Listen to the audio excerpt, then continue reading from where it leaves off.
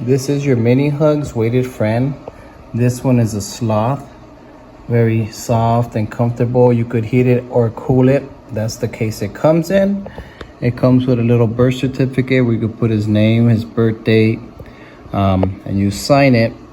And this little card which has the instructions on the back to heat, chill, and how to clean it.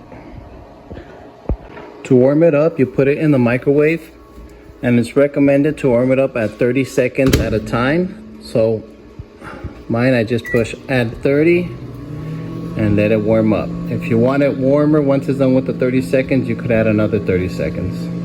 So when you warm it up, put it anywhere you want. I put it on my neck after a long day of work. The warmth feels pretty good and relaxing, but you could put it anywhere. And if you want this little guy cold, to help reduce temperature, if your child is sick, you want to bring down a fever, put it in the freezer for 2 to 3 hours.